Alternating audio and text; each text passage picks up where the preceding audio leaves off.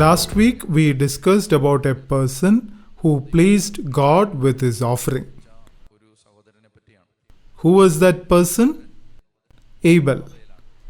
Abel's sacrifice was pleasing to the Lord. After that, when we go a bit further, we see a couple of beautiful insights there. Cain and Abel offered sacrifices to the Lord.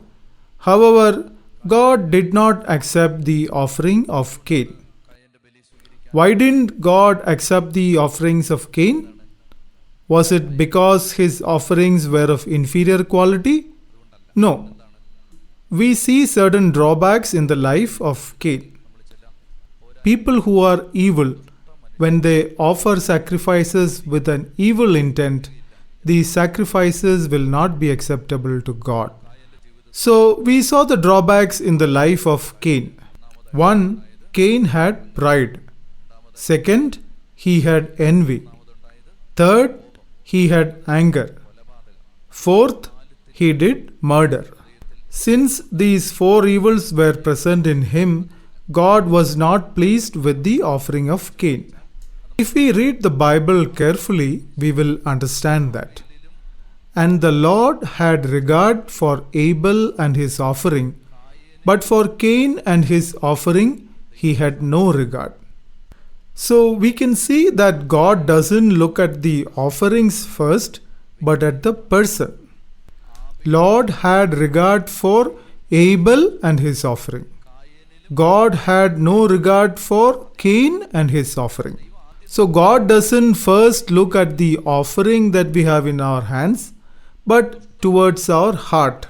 So with evil intent, if a person offers sacrifice, God will not accept that. So Cain was unable to give a pleasing and acceptable offering to the Lord, and Cain got angry, which ended up in murder. After all that happened, God asked Cain, "Cain, where is your brother?" Cain replied asking, "Am I my brother's keeper?" God told Cain that you are cursed in the ground which opened its mouth to receive your brother's blood. I am picking up smaller bits from all of these verses since we are moving in a continuous fashion. This will also really help in our scripture learning as well. Even though there are small insights that are mentioned there, it will give us a lot of understanding. So here, for the first time, God is giving a curse to a person. What we need to understand here is that when Adam sinned, God did not give a curse to him. But when Cain sinned, God gave a curse to him. So this will bring up a question in our hearts. Why is it like that? When Adam sinned, Adam was not cursed, but it was told him that the soil will be cursed because of you. Earth will bring out thistles and thorns. But when Cain sinned, God did not curse the earth or soil, but cursed Cain himself. The reason is that when Adam sinned, it created a void in the relationship between Adam and God. But when another person is involved and is impacted by a particular circumstance, curse will come upon us. The act of murder, that was the sin here. Disobedience, that was the other sin. But when Adam committed the sin of disobedience, God did not curse Adam. But Adam got into a lot of difficulties after that. Earth will not bring forth its fruits. Adam had to toil in the soil. These were the punishment given to Adam, and he was even asked to leave the Garden of Eden. But a direct curse is coming at Cain from God, telling him that you will be cursed. The reason for that is the blood of an innocent person, because of which a curse came upon Cain. So Cain was cursed in front of the earth that opened its mouth to receive the blood of his brother. Cain went away and settled in this distant place called Nod. I am not explaining further here. Cain cried out in misery and God put a mark on Cain. After Cain went away and settled in a distant place, there are a few interesting things that happened there. Let us read Genesis 4:17. Cain knew his wife, and she conceived and bore Enoch, and he built a city and called the name of the city after the name of his son Enoch. So Cain had settled in a distant place, and God's curse was still upon him, and a child was born to him and his wife. The child was named Enoch. Have you heard about this name anywhere else in Bible? Yes. Where was it? What do you know about this person named Enoch? Yes, you know. Enoch was lifted up to heaven. How was he lifted up? He was lifted up to heaven with his entire body. In the letter to Jude, we read in verse 14. Also, it was of these also that Enoch in the 7th generation from Adam prophesied. Now there is a question here. How many generations from Adam was Enoch about whom we just read now? How many generations from Adam was Enoch? Do I need to teach you math also? The Enoch about whom we read earlier, how many generations is he from Adam? Yes, Adam, Cain, Enoch. If we count Adam as 1 and Cain as 2, Enoch is of the 3rd generation. But in the letter of Jude, it is written that Enoch is 7 generations from Adam. So we have a problem here now. How can we reconcile this? In Genesis, it is written that he is of the 3rd generation. However, the letter of Jude says he is of the 7th generation. So in that scenario, we understand that there were more than one person by the name Enoch. There is another Enoch as well. We need to find that Enoch, right? Once we find that Enoch, we will be able to find a very beautiful observation from the Bible. So let us read Genesis 4:17 one more time. Cain knew his wife, and she conceived and bore Enoch. And he built a city and called the name of the city after the name of his son Enoch. So this Enoch is the son of Cain and is of the 3rd generation from Adam. When Enoch was born, Cain did not construct a house. He constructed a whole city. Even though there are a few wealthy people who are sitting here, I don't think anybody is there who has enough wealth to build a whole city. So Cain was actually a rich man. When his son was born, he went ahead and built a city. After building the city, to sustain his son's name for future generations, he named the city after his son. Cain named the city after his son. So what is the name of the city now? Enoch. Now let us go to Genesis chapter 5 verse 23. Thus all the days of Enoch were 365 years. Enoch walked with God, and he was not, for God took him. Here we are reading about another Enoch. This is the same Enoch about whom we are reading in the letter of St. Jude. This Enoch is of the 7th generation from Adam. How many years did that Enoch live? He lived for 365 years. 1 year is 365 days, and this person lived for 365 years. The second Enoch, who is 7 generations from Adam, lived for 365 years. He did not build any city or did not put his name for any city. He did only one thing. He lived a life pleasing to the Lord. When he lived a life pleasing to the Lord, one day God took him up and nobody saw him after that. Dear friends, the first lesson is this. Cain built a city to make the name of his son great. But when we hear the name Enoch today, we don't remember Enoch the son of Cain, but we remember the Enoch who was lifted up to heaven by God.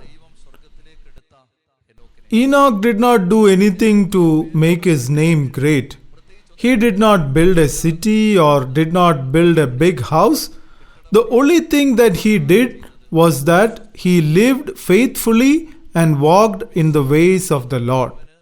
A person who lived his life trusting God faithfully, God made his name great.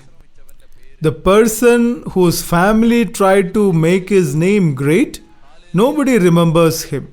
Hallelujah.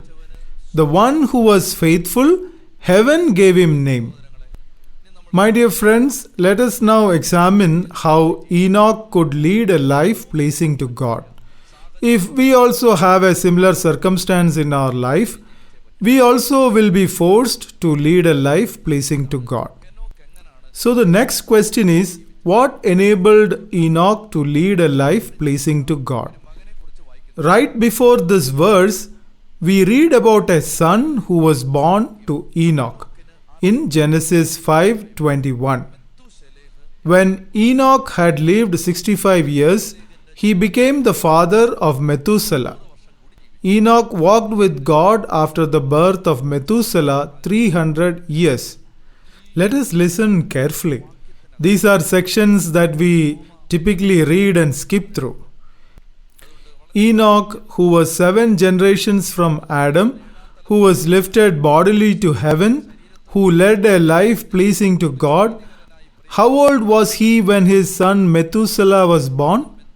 He was 65 years old. How many years did Enoch live after the birth of Methuselah? 300 years. How many years did he live in total? 365 years. So, this person who lived for 365 years was blessed with a child when he was 65 years old. What is the name of the child? Yes, not Mathukutti, but Methuselah. There is one really interesting thing here. When Methuselah was born, Enoch is a prophet. We read that in the letter of Jude.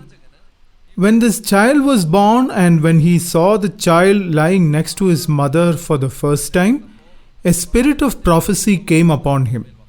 Unknowingly, he made a prophecy at that time, which is why he named him Methuselah. The meaning of Methuselah is that when he dies, floods will come. This is the meaning of this word called Methuselah. This name was not simply put just like that. This is not like the names Shaiju Baiju that we typically give for our children. Instead, the unique thing about Bible is that there will be a close relationship between the name of a person and the person himself. For example, the name John means grace of God, God's mercy.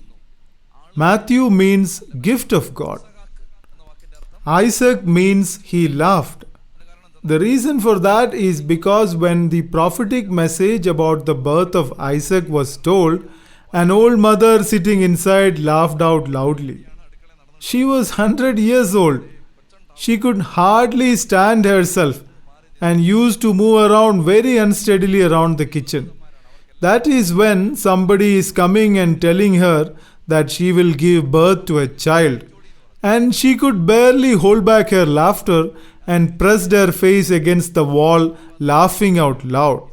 But the ones who told were angels of God, who could see everything. And they asked why this old lady was laughing. Abraham called out in a loud voice and asked whether she laughed.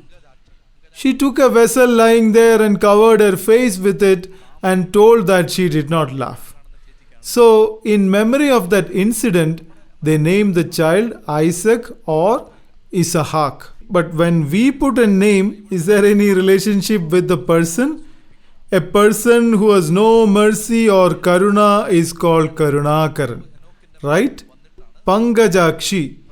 The name means one has eyes like a lotus. A lady with squint eyes is also sometimes given this name. In Bible, the name of a person describes the behavior of a person. Do you remember the flooding in the Bible? Yes, it was during Noah's time. He put the name Methuselah after the spirit of prophecy came upon him, and he prophesied that when this child dies, floods will come. My dear friends, I can now tell why Enoch lived rest of his life of 300 years pleasing to God. When Methuselah was 1 year old and when he got fever, Enoch will suddenly get agitated. Why? My God, because of this fever, if this child dies, floods will come. When Methuselah was 5 years old, if he tripped somewhere and fell and got an injury on his head, Enoch will tremble, thinking that if this child dies because of this injury, floods will come. Enoch knew that in that flooding, the entire universe will get submerged and all the world, including all the inhabitants of the earth, will get submerged under it and will get wiped off. During the next 300 years, Enoch lived his life on a razor's edge with this suffering. When Methuselah was 20 years old and if he got some physical discomfort or heart pain, Enoch will get a bigger heartburn. My dear friends, during his entire life, he had tears in his eyes because of this suffering due to his child. This Damocles sword that hung on him constantly. This constant suffering that he had during his life is what enabled him to lead a life pleasing to God, which finally lifted him bodily into heaven. Hallelujah! If a father who is anxious about his child, if a mother who is agonizing over her child is here in this house of the Lord today, there is a possibility that you may be lifted bodily into heaven. My dear mother whose child is autistic, there is a possibility that the grace that came upon Enoch can come upon you as well. My dear friends, our agonies about our children, this is what made Enoch a beloved of the Lord. He probably did not lead a life pleasing to God during the first 65 years of his life. Once this child was born, after Methuselah was born, he lived for another 300 years. He led a life pleasing to the Lord. You understood the reason, right? He was able to lead a life pleasing to God because of the agonies and worries that he had about this child. Almost all of you have come here to worship the Lord while going through a lot of sufferings and pain. There is a lot of pain and tears in your lives. Many of you are probably going through sufferings which cannot be solved by men. My dear brethren, God probably allowed this suffering into your life to lead you to Him through your children. Hallelujah. So, Enoch walked in the ways of the Lord because of the sufferings that he had in his life. So, whenever a suffering comes to our life, whenever we go through agonies, we shouldn't think that this suffering has come to destroy us. My life is going to get destroyed through these sufferings. I can't do anything in life because of this. I can't enjoy my life because of this. I lost my entire happiness in life because of this suffering. We should not think like that.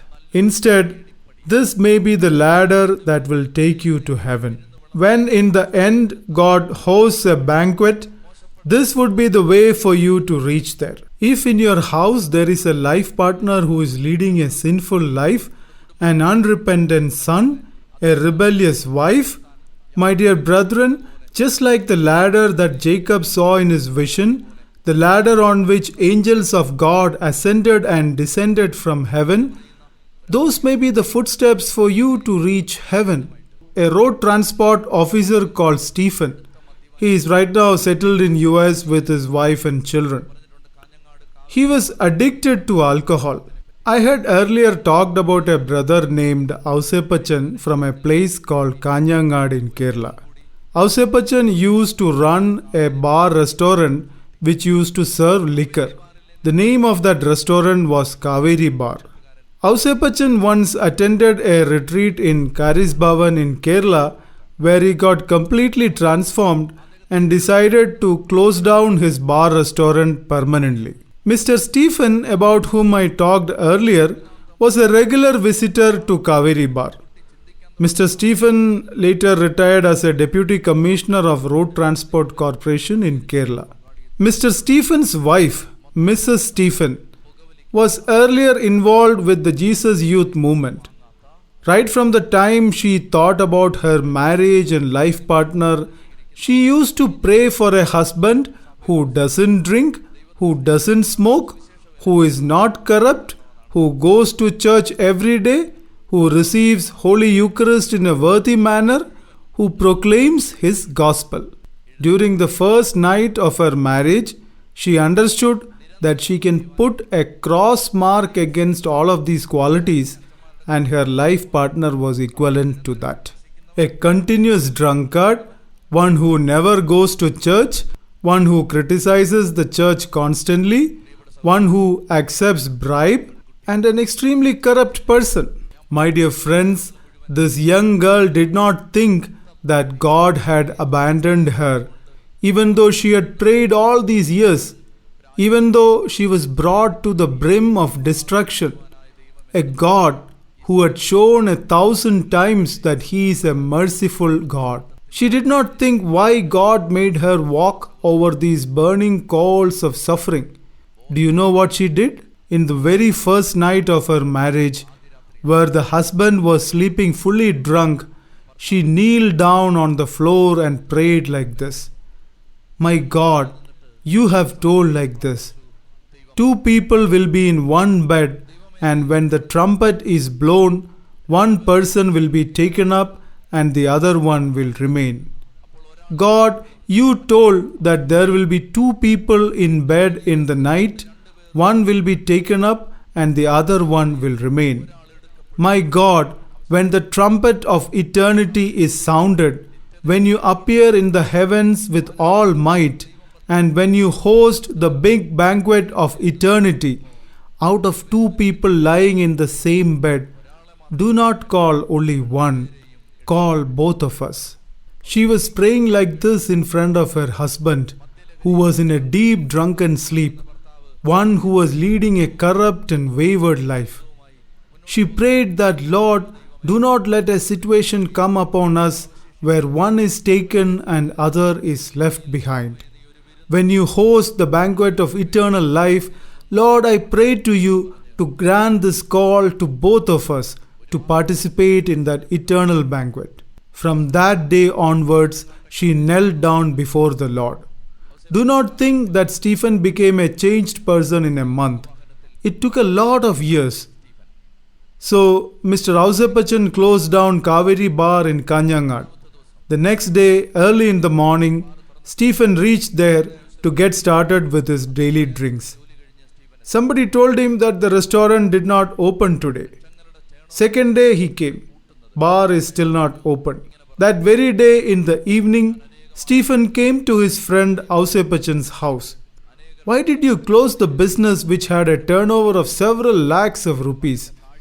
Ausepachan replied, when I destroyed the family lives of countless people with this alcohol business, it came back to me by bringing loss of sight to my child.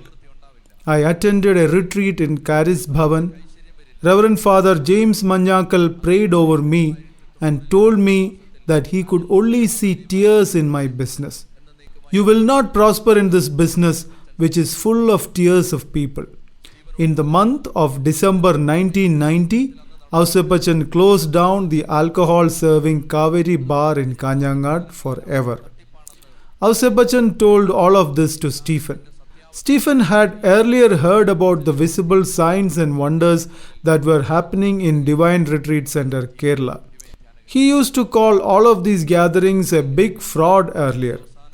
However, since he saw that Ausapachan's life was changed upside down, he himself wanted to find the truth behind all of these charismatic gatherings and wanted to find the God of Ausapachan, if he exists at all. He finally reached Divine Retreat Center. I'm not going into too much details here.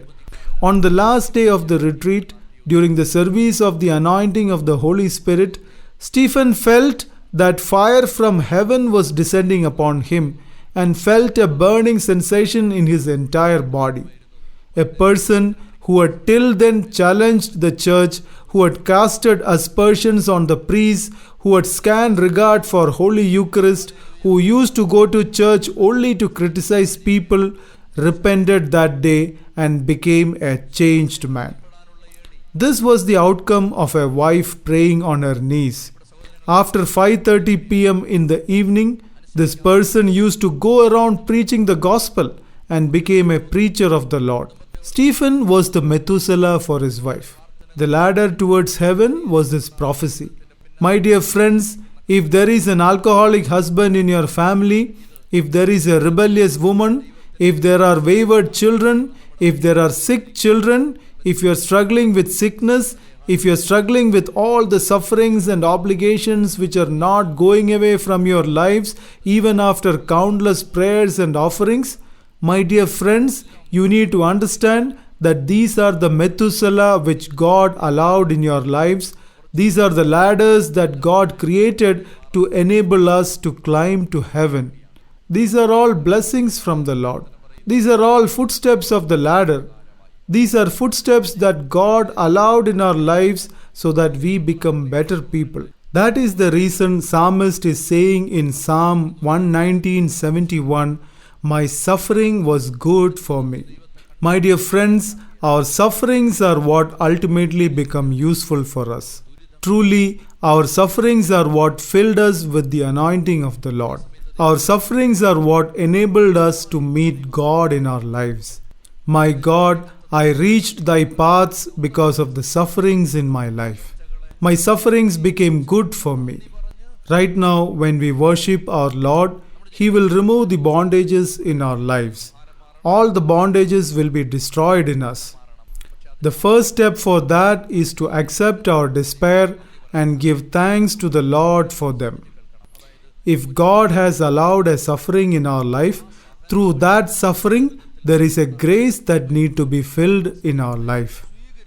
So if we accept that suffering, we will get that grace.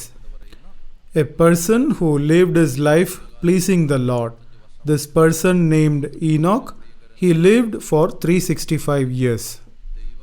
Enoch lived a life pleasing to the Lord. Nobody saw him after that. He was lifted bodily to heaven. The most interesting part here is this. Floods happened in the world at the exact time Methuselah died. How much meaning and depth does a name in the Bible has? It was after Methuselah's death that during Noah's time, floods happened. When Noah was living, Methuselah was also living. When we go by the genealogy mentioned in the Bible and calculate the times, we can find that floods happened in the same year that Methuselah died. Now, the same way it was prophesied, floods happened. The reasons for the flood are mentioned in Genesis chapter 6.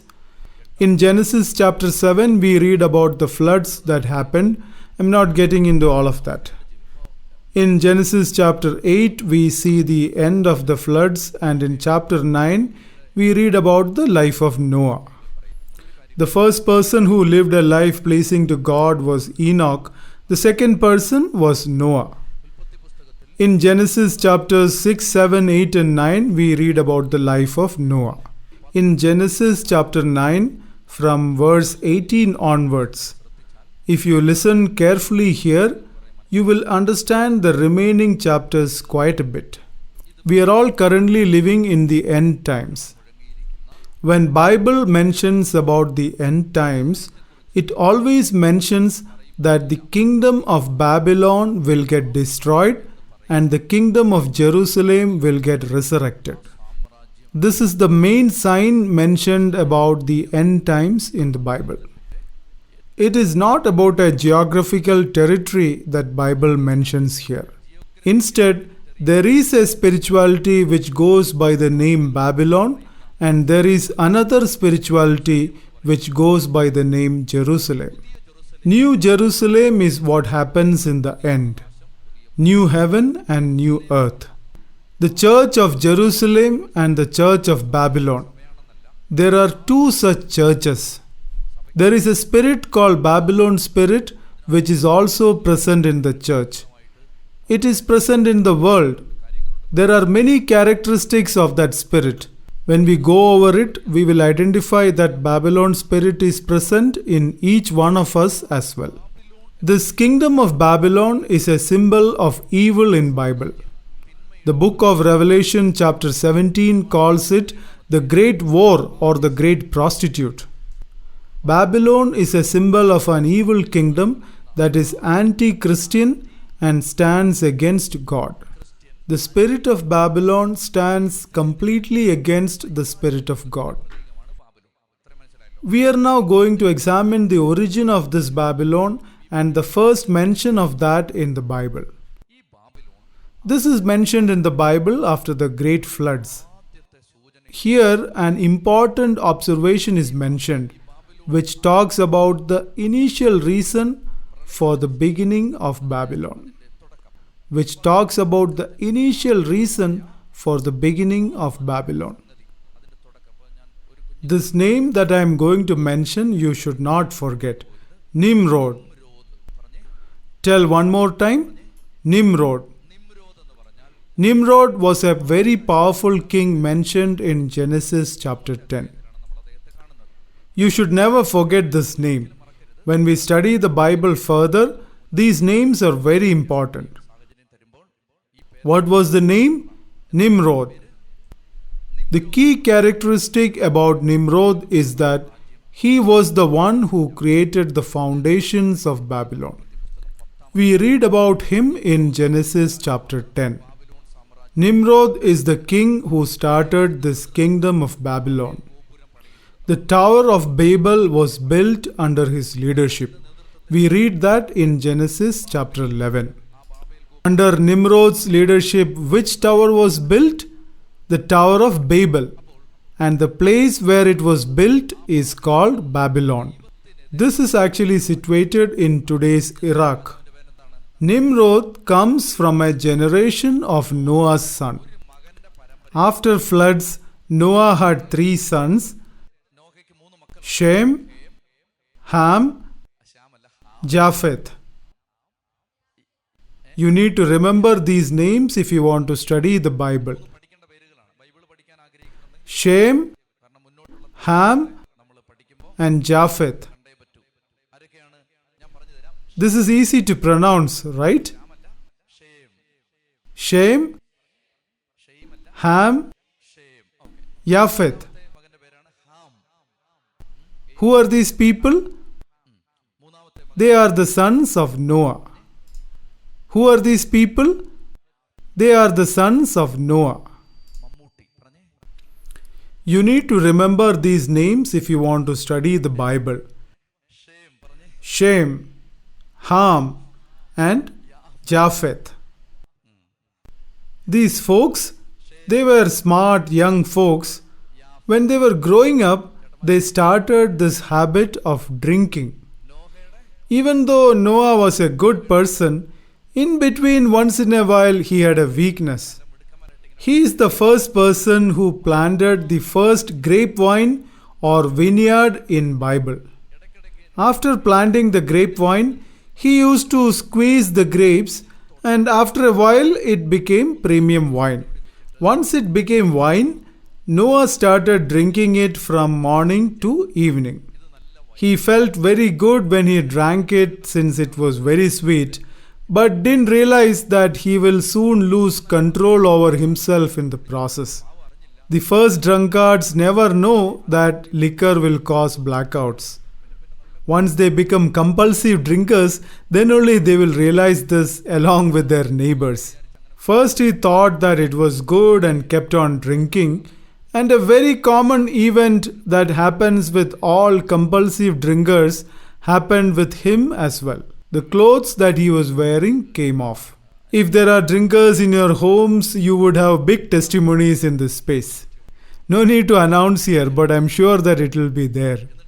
So Noah lost his clothes since those came off. Since he had completely passed out due to his drinking, he didn't know that he was lying there naked. During that time, Ham came home for some work and saw that his father was lying there in a completely bad state. He saw the nakedness of his father. After seeing it, he came outside and called other brothers and told them, "Did you know? A person is lying naked over there." They asked him, "Who was it?" "Who else is there? It is our father. He is lying there naked." He made fun of his father and made his father's nakedness a celebration over there. Even today, this is happening. Be careful about this. It will take you to Babylon. Even though it was their father who was lying there naked, they made it a celebration. He told his brothers, "Come, I will show you. Our father is lying naked over there." Their hearts were shattered. Do you know what they did? They took a bedsheet and took hold of both sides and walked backwards, and without seeing their father's nakedness, they covered him. This is happening in the church in Kerala.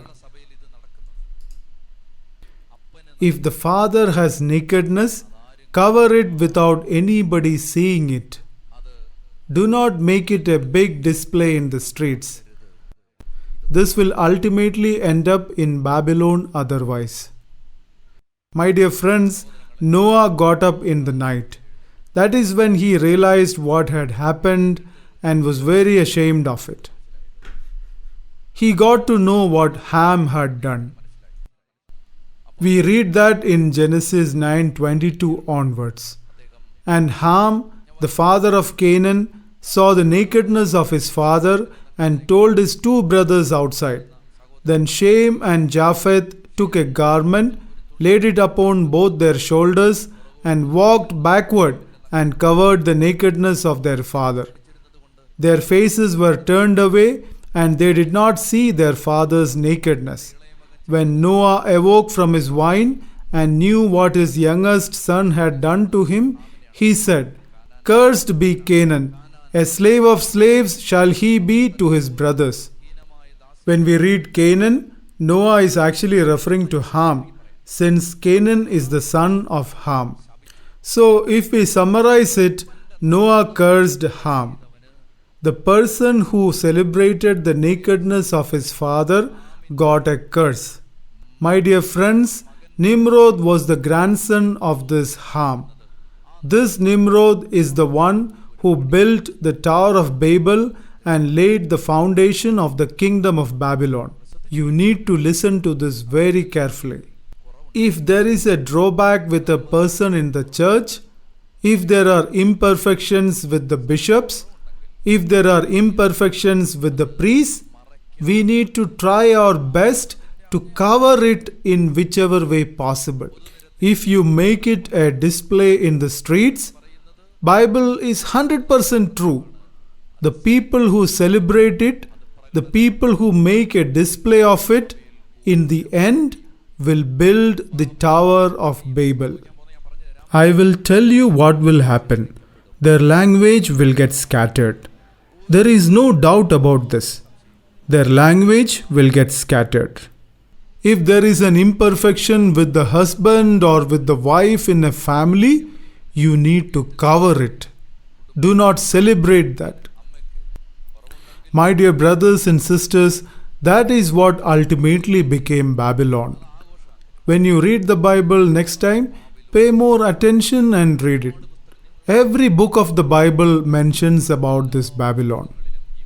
It is from this Babylon, from a city called Ur in Babylon, that Abraham started his journey towards Canaan. It is to the same Babylon that people of God came back when they were conquered. It is from bondage in that Babylon that people of God went back to Jerusalem. My dear friends, in the last days, this Babylon will again get resurrected, and the person who comes out of that Babylon is called the Antichrist. That will be the final sign of the end times. We do not know about this. We think that this is a kingdom and we expect that a king will come out of that kingdom. But Satan is a very cunning fellow. This Babylon spirit is there inside the church even today. This Babylon spirit will keep increasing. The highest point of that Babylon spirit is called Antichrist. Where does all of this begin? It all began from the nakedness of the Father. It was celebrated. So whenever you see the imperfections of a person, do not celebrate it. Do not think that let me make it known to 10 other people through WhatsApp. Where will it end up, do you know? It will end up in Babel. Get down on your knees and pray over it. Pray with a broken heart. Keep that as your fasting intention. But do not celebrate it. It will end up in Babylon. My dear friends, later the harm that this Babylon did for the people of God was not a small one. They will turn as persecutors of people who truthfully worship God. That is why Jesus said this persecution will happen from within. It is not going to come from outside. It is going to happen inside itself. These people, these insiders, will persecute people who truthfully worship and cry to the Lord.